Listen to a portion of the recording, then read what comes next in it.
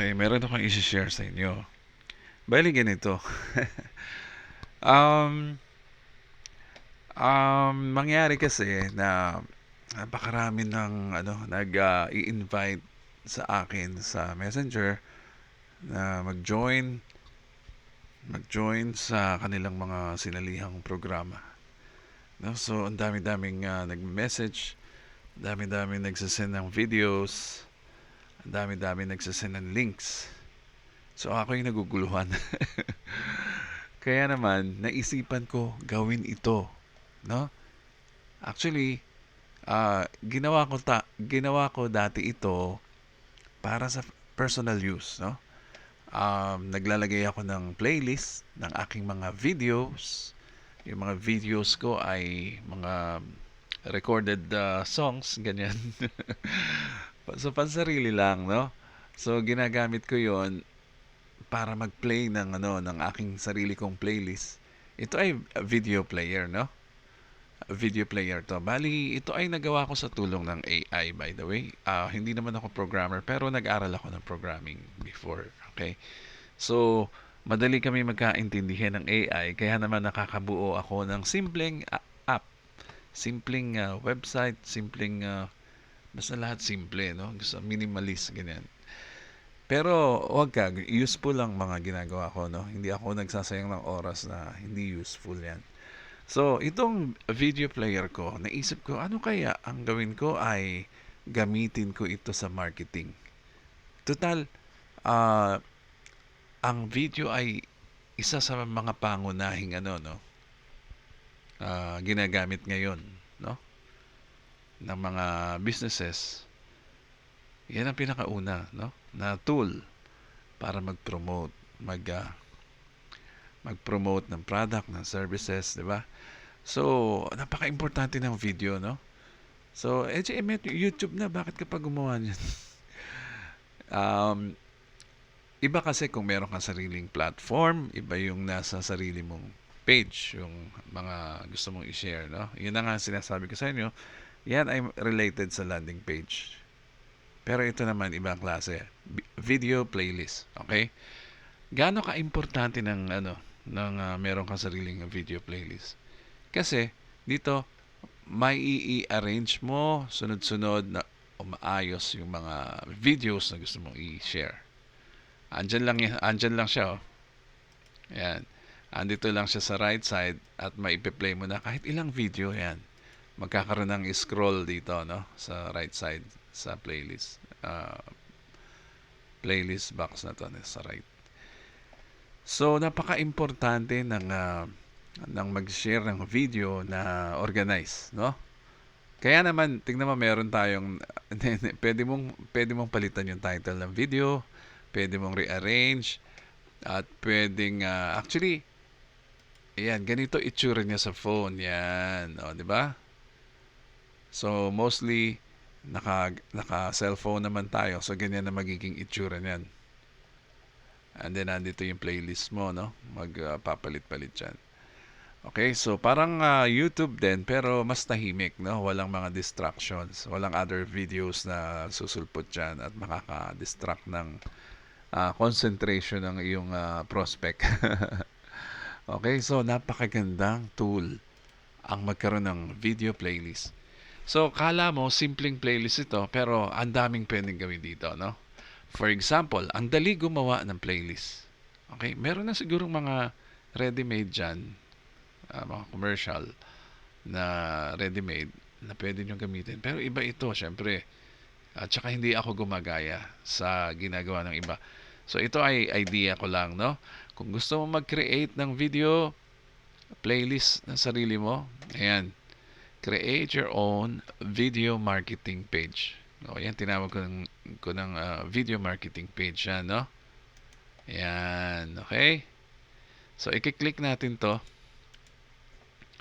Tingnan nyo kung gaano kadali. Ito ay para sa mga network marketers, no? Okay? Especially, ginawa ko to para sa company na tinatawag nilang Ascendra. Okay? For example, ayan tignan nyo dito. Ayan. para makagawa ka ng video playlist mo, i-type mo lang dito siguro ah lumalabas na yung ano. Juan Juan Cruz, kunyari. Yan ang iyong username, no? Full name, Juan de la sorry. De la Juan Cruz na lang din. Okay lang yan. Juan Cruz. Sorry, isang kamay lang yung tinatype ko dito. And then email address. Juan at email.com. Sample lang naman yan, no? And then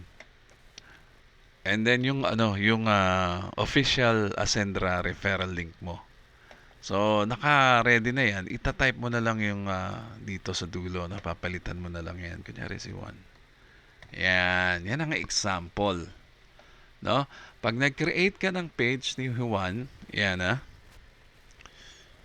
pag create ni Juan ng page niya, isang click lang, oh.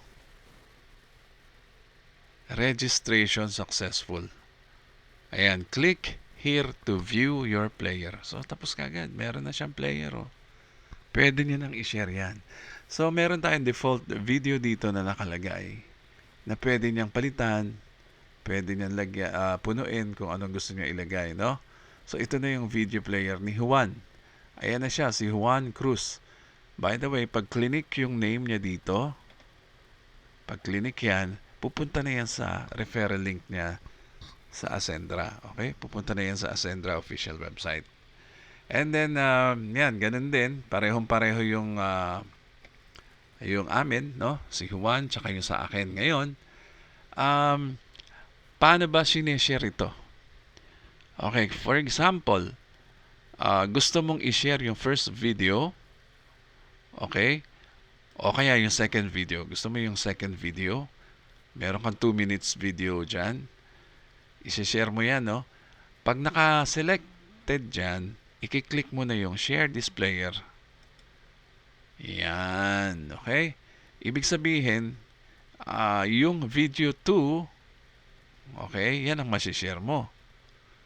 Pag kinopya mo yung link niyan, ayan, ang copy link. Pareho rin to sa cellphone. Ito ata. Ayan. Pagka pinaste mo yung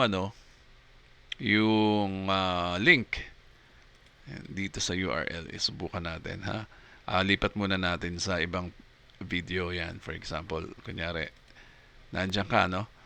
I-test natin dito sa URL. I-paste natin. Dapat yung second video ang magi-start. Ayan, no? Tingnan mo. Sa second video siya nag-start. So, kung ano nakaselect na video, yun ang nasishare mo kagad to start, no? Sa mga friends mo. So, hindi lagi mag-start sa umpisa. Depende sa'yo kung anong video ang makursunadahan mong i-share pag nandyan na yung mga nilagay mo. Okay? So, napakasimpleng tool pero very useful yan. Ngayon, paano natin i-edit ito? Maganda dahil paano maglagay ng video, ang dali lang. So, gusto ko i-try, ipakita sa inyo kung paano. No? Pupunta ako sa aking account. Teka, type ko muna. So, dito tayo sa account ko. Yan. Ito ako, no? Mapupunta dyan yung pangalan mo. Yan. Dito sa taas. Okay, kung gusto ko i-edit dyan, pupunta lang ako. Teka, hindi nakikita sa screen pero lahat yan ituturo ko sa inyo, ha? Sa mga susunod na video. Pupunta ako sa login. Login, ha? Yan. Okay, ito, dashboard access. Okay. So, pupunta ako sa login. Ita-type ko lang yung aking username, syempre, edgy1001. And then, email address ko. Teka. Siyempre, Garcia. .reg. Okay, ito. Ayan, ha. So, itatype ko yung username and email address ko. Makakakuha ka ng login code sa email mo. Okay? OTP yan. Parang OTP. Parang sa phone. Ayan. Nakalagay, enter OTP code. Ngayon, pupunta ako sa email ko. Kunin ko yung OTP ha. Ngayon, na-receive ko na actually. Ayan. So, ikakopy ko to. At babalik tayo dun sa page. Paste ko kagad dyan. Ayan. Okay. Verify and login. Ito maganda. Tingnan nyo. Yan. Okay, dito sa dashboard. Ang dali niyan. So, nandito yung profile mo. First box dito sa taas. And then, nandito yung playlist. Okay, yung default playlist mo. Yung 4 na Ascendra videos. And then, dito naman, pag mag-a-add ka ng videos. Okay? Ipipaste mo lang yung YouTube URL dito. And then, automatically lalabas yung title ng video. Hindi mo na ita-type. And then, ang maganda niyan, dito sa playlist, okay, pagka nag-add ka dito ng video, aakit yan dito. I-try natin, ha? Kuha tayo ng video, kahit anong video, ha? Ito, kunyari. Yan. Ayun, no? Tingnan mo, may title na siya, tapos saan dyan na yung video. I-add ko ngayon yan, ha?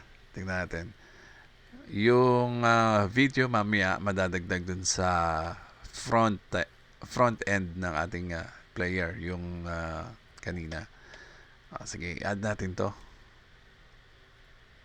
Ayan, video added successfully. So, ayan na siya, oh.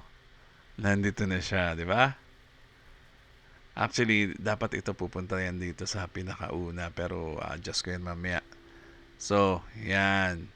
Pwede mong i-sort, i-drag and drop yung itong hamburger icon na to.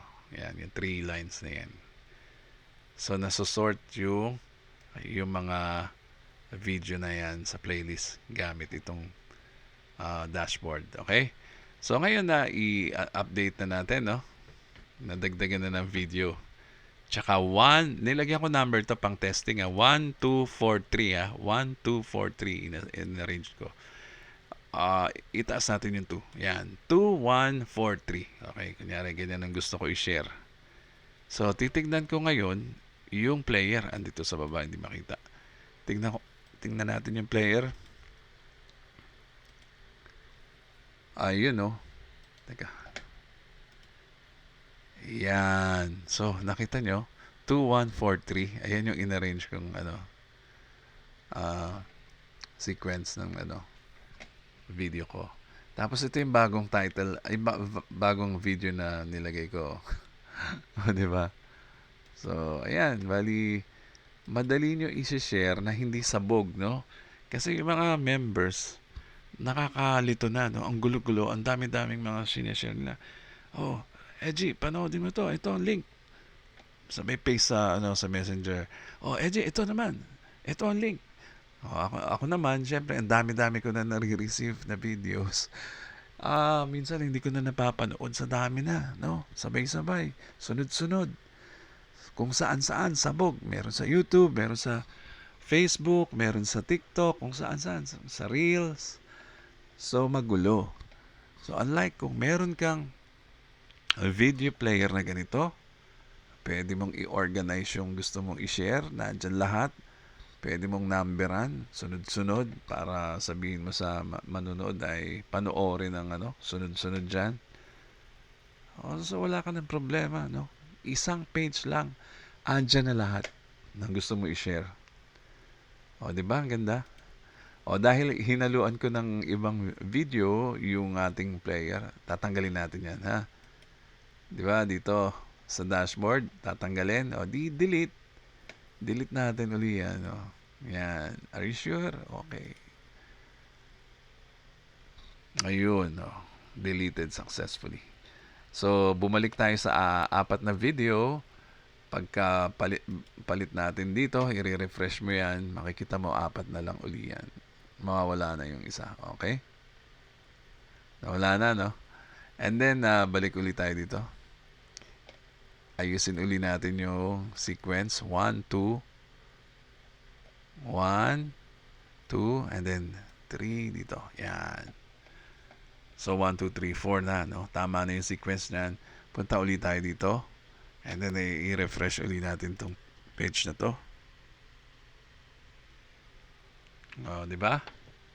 1, 2, 3, 4. Oh. So, andyan na naman sila lahat, no?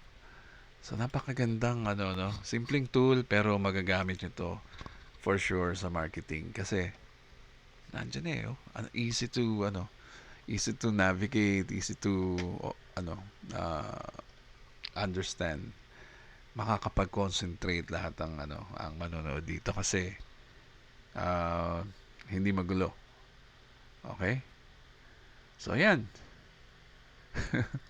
Meron na kayong video player for Ascendra. So, ito po si Eddie Garcia. Maraming salamat po.